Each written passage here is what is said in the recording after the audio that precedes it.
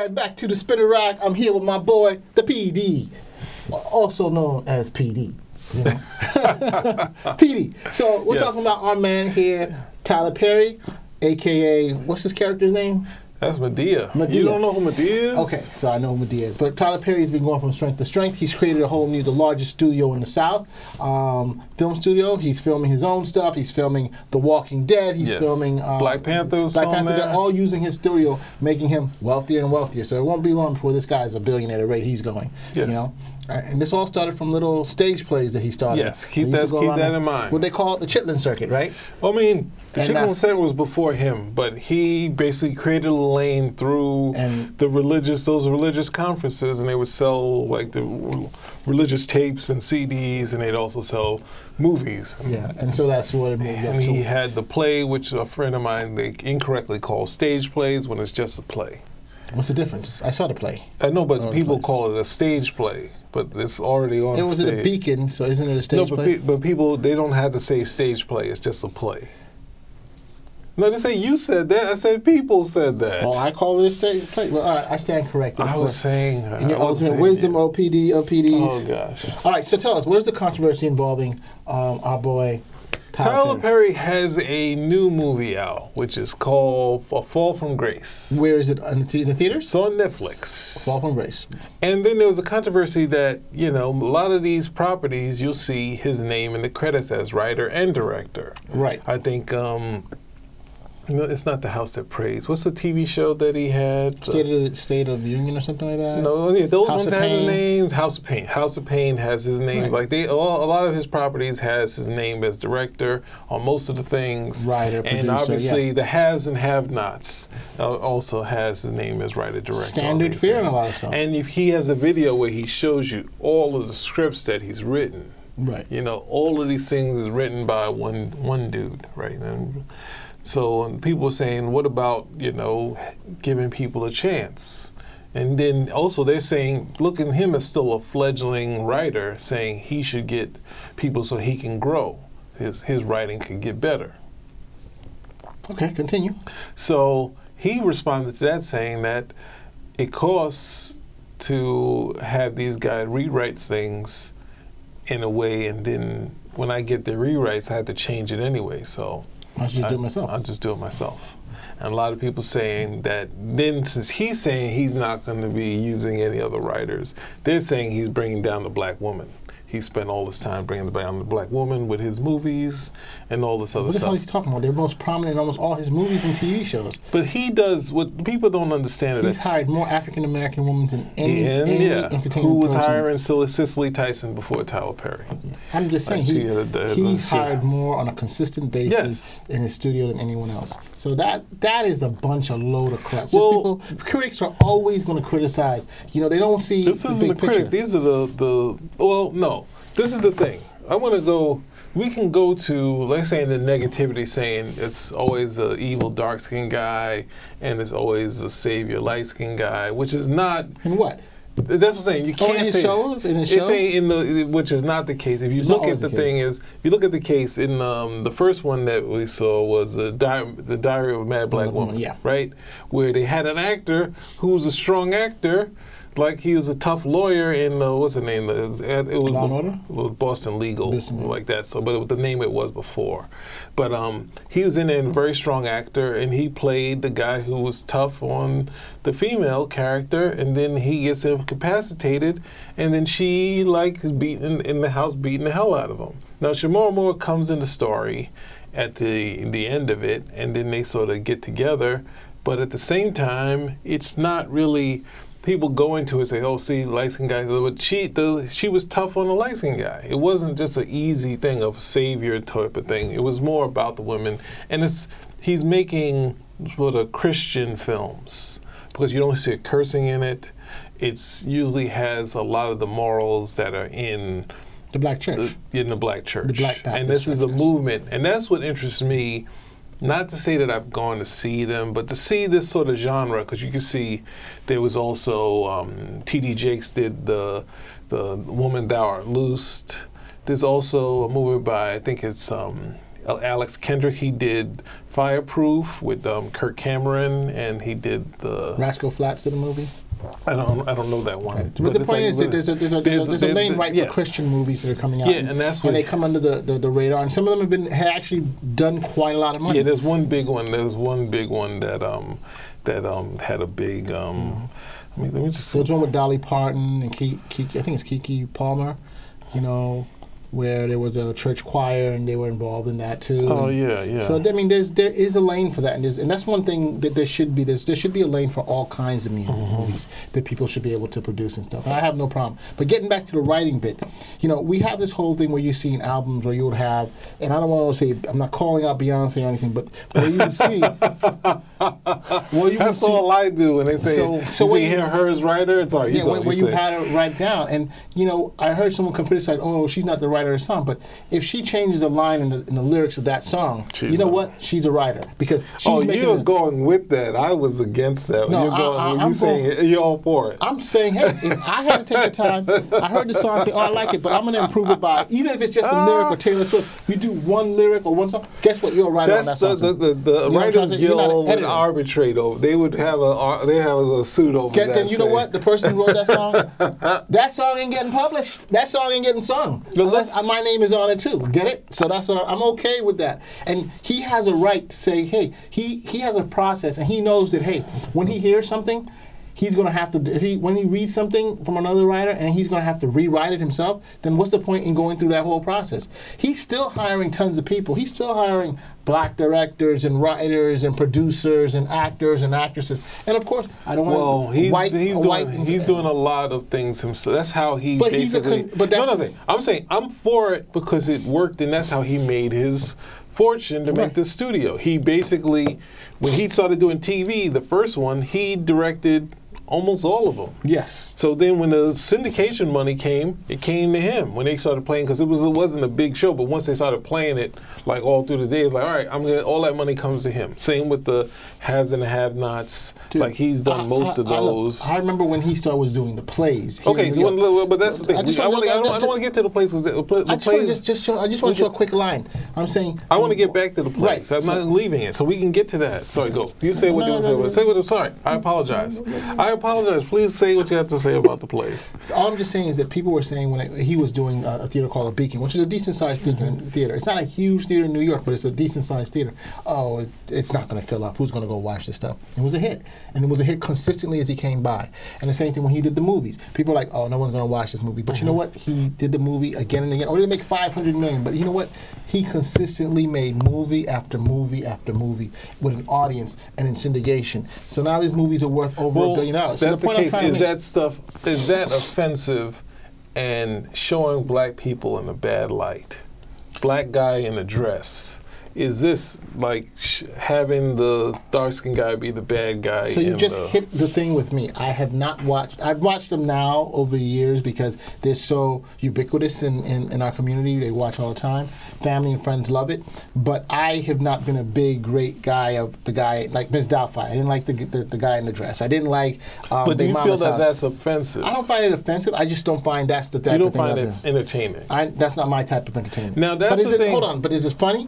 Yes. When I sit down, I'll sit there, but it's not something that I'm going to seek out to look and pay money to do. Yeah, I was going to say, there are people who do. There are people who find it entertaining, and I can't. I'll give you a great example. I was driving to Virginia, and I drove with my aunt, and in my car, I put on the Madea on. She laughed. I think we saw 2 or 3 movies. She laughed the entire time. She told me it was the best road trip she ever had. Now I'm up front, not even listening to any of this stuff, but you heard her and my 2 aunts and my family. They were just cackling up the whole time. 3 Madea movies, back to back to back. I mean, they came out the car just like, oh my gosh! It's just they couldn't have enough of it. And that's what I'm trying to say. It hit a particular audience, and I can't knock it. It just wasn't me. I've seen some of it. Okay, but this is I'm going to say this is what, because there's 2. We look at the black audience as one thing. When there's a part of the black audience that watches this movie, and there's a black audience that insults the ones that watch the Madea movies and try to guilt them into not watching it. Right. And that's what sometimes the critics do. Now, quickly, we're going to go through all what he did. He's doing Has and Have-Nots. He's doing Sisters. He did The Oval. The movie recently is The Fall from Grace. Something called Bruh, which I don't know what it is. There's a movie, the Medea's Family Funeral, The Pains, Nobody's Fool, Tyler Perry's Acrimony, Love Thy Neighbor is TV show, Boo 2, the second, Hollywood going in reverse. If Loving You Is Wrong, which was on the Oprah's network, this, and that's the thing, people don't like that, because Tyler said that he didn't own Oprah's energy, saying like, no. She had no hits. And his first hit was the Haves and Have-Nots. Right. And that, you can't look at the Haves and Have-Nots and Loving You Is Wrong as bad writing, because that's the writing that's equivalent to soap operas. So I'm taking the TV writing off the table, because TV writing can be formulaic, it can be repetitive. When you go to these shows, they repeat the same formula all the time, and that's doing a weekly show, and it's definitely doing a daily show or something like that. Right. Which is what the Haves and Have-Nots, even if it's not daily, it's similar to that format. Yeah. So we're taking the TV stuff and say formula, this, that, and the other growth. No. Those Tyler Perry things are going to be somewhere around stuff that was on UPN, stuff that's on any of those, sometimes some of the other cable channels that don't have big TV, and you have to say it could become something else, but right now what's successful is staying successful. Let's keep that.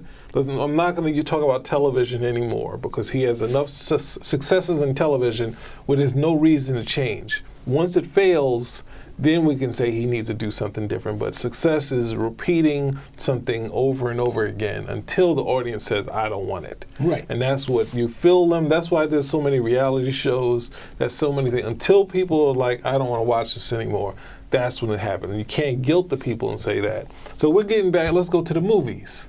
Now,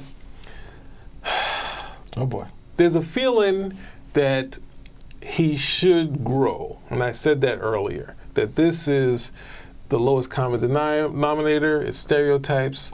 Sometimes when people say stereotypes, it means the stuff we don't like. And you could say the writing isn't, the writing is, and for films, maybe you can say you have a leg to stand on.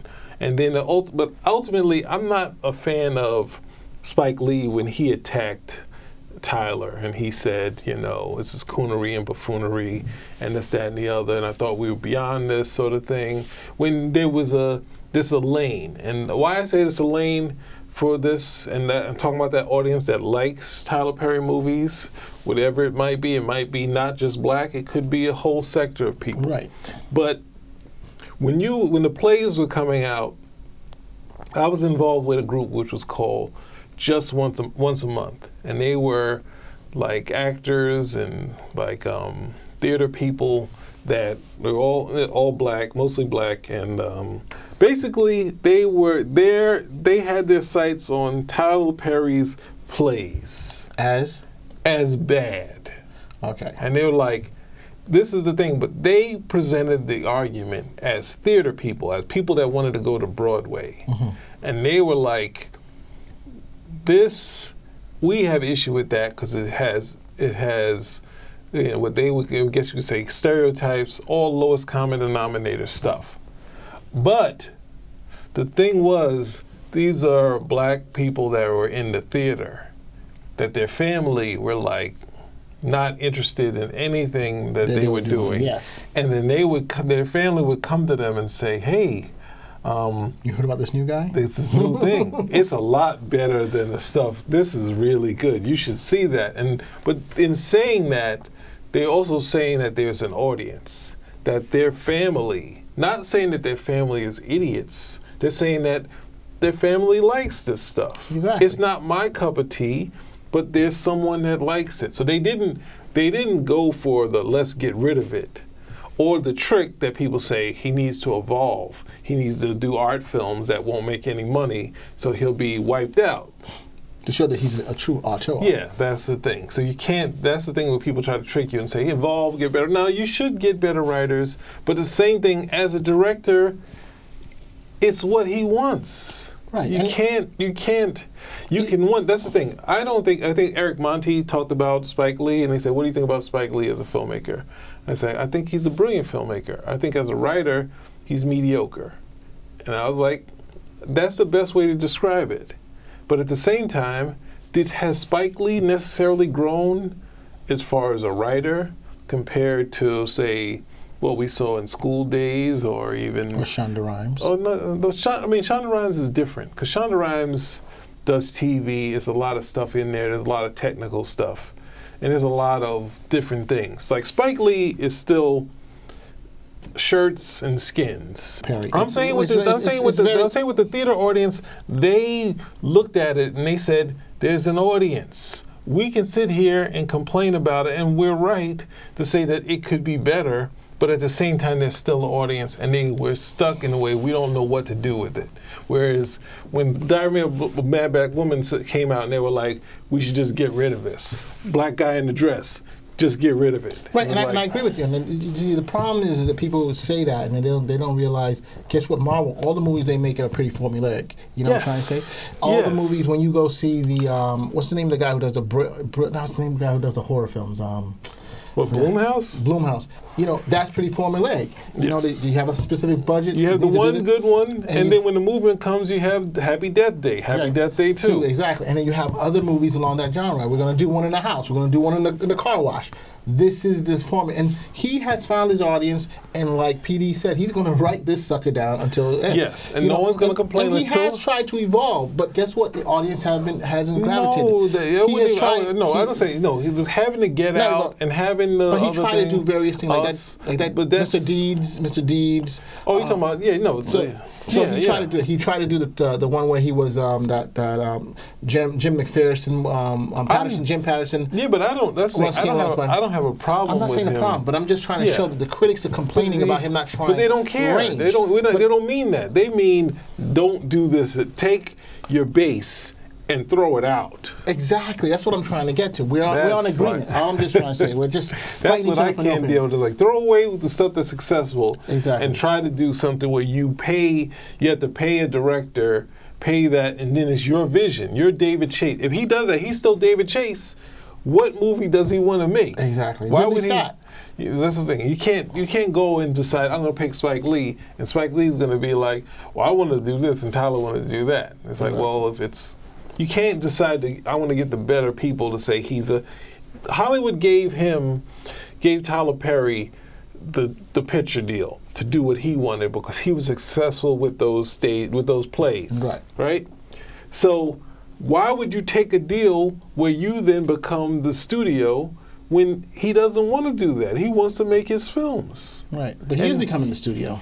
No, he had a studio, which is his bread and butter now, but he wants to make films. Right. So he doesn't decide, I want to be, Metro Goldwyn Mayer. Like, he doesn't want to sit back and just like, I'm going to approve films and not come at the end of the day and say, he wants to be involved in the process. Yeah. He wants to be a filmmaker. But his success has been because he's been intimately involved in what he does. And so that's what it is.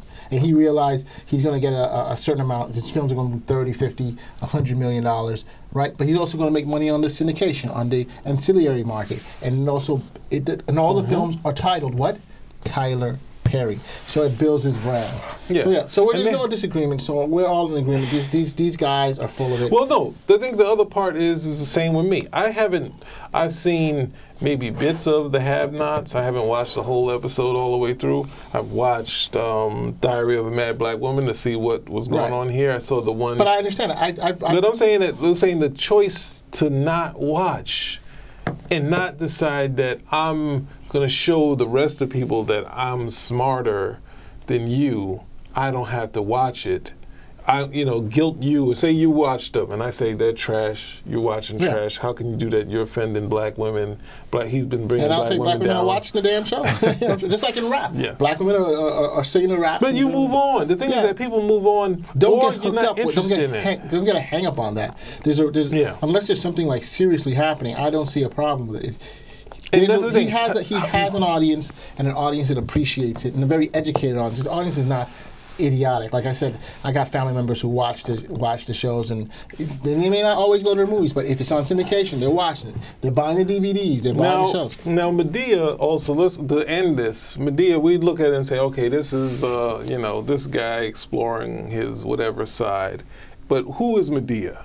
Like, that's the question to ask. Who is Madea? Madea, what's the name, was on Oprah, and Oprah had him talking about all the times his father did this terrible stuff to him. Right. And then, what's the name, his aunt, he came to his aunt's house, and the aunt came, and she's on Oprah, and he said, yeah, so then next year I came to the house, and I know it's not right, but I brought my gun. This is Tyler's Aunt Jerry. Yes, I guess. He didn't say anything. He was crying. And I lifted his shirt, and there was like 5 huge welts. And I got very upset when I saw that because he was only maybe 8 or maybe 9 then, not any older than that. And what did you do, Aunt Jerry? I picked up a gun, and I'm not proud of that fact, but I did. And I went around the corner to their house, and I met him walking the sidewalk, coming in on the sidewalk, and I pointed the gun at him, and I'm not proud of that. At his father? Yes. And this, that, and the other. I told him not to do this, that, and the other. And Tyler says, that's Madea. Now, if you look at her, she has gray hair. She's not animated like that, but I'm pretty sure when in the fight, and he turned that into a comical character. Right. Turned his aunt into a comical character. If I was young, I asked for some money. Well, no, come on. Well, you think it's like when Oprah found her long lost sister. It's like Oprah's sister was like, that's a tough one. Oprah had a sister that she knew of, and she wasn't biological. They were half sisters. The mother had a child with someone else, and the one that she knew basically was on drugs, kind of used Oprah's name. It was a terrible thing, right? She didn't know that her mother had put another daughter up for adoption. Wow. So then the other daughter realized that, I think I'm Oprah's sister, and they saw Oprah's sister, and they're like, we look exactly alike. So she's like, oh my God, I got a secret. I can't tell anybody, right? And then at some point she was trying to connect with Oprah's mother, and Oprah's mother was like, decline. No, I can't talk to you. This, that, and the other. This would be a big thing to say, I got another, this, that, and the other. So at some point they went out to meet with Oprah, and Oprah's still having tough feelings with her sister that she knew. They go in, they see the other one, and they're just like, oh my God, it's like my sister reborn in this person. And then Oprah brings her on, and she's like, well, her life is a little different now. It's like, we gave her money. It's like, but Oprah breaks down. It's like, you could have done anything with that information. You could have, said my mother did this and that, and you chose to keep it hidden. And that meant a lot to her. That, yeah. But that's the thing, I think it just bring it up. Like Meghan Markle's pops who's just telling all kind of slandering the poor girl and stuff like that. So, Petey, we're going to wrap it? We had to wrap it, but I just want to say, you don't have to watch the movies to just say, it's not my cup of tea. Like, where do people get the gall to try to insult people like that? I think reviews are one thing, but trying to say this is offensive and this is tearing down black women when most movie has the hero's journey. As someone with a struggle, with some sort of problem. There's no action movie, so there's no supervillain for them to fight. So you're going to deal with normal problems in the story. So just stop watching if you don't like it, but don't go around there guilting saying, hey, this is going to tear down the black family. Right. In most movies, black African American woman is invisible. You don't see them as producers or writers in most films. So let's give us a break. This guy's giving women opportunity. Well, that's the thing. And finding talent, like to find Tika Sumter, like find that, and she basically blew up post the has and the have not. Like that's a discovery. Like that is a discovery. I don't even know what you're talking about. So she's in the has and have not. She was in. I haven't watched that show. Okay, but she was also in the thing about Obama. They had the movie about Obama and how he met Michelle. Didn't see it. Oh my gosh. Okay, there was a movie, there was Ride Along. You remember Ride Along? She played Ice Cube's sister in there, and Kevin Hart was... See, that's different type of movie. You see what I'm trying to say? But I didn't guilt him. I was like, why don't you know any other movie besides... Why don't you know any other... Spinner Rack? You didn't know the Michelle Obama and I didn't know who she was. Barack Obama? Spinner Rack? She's a find. Spinner Rack? She's a find as a talent. And he found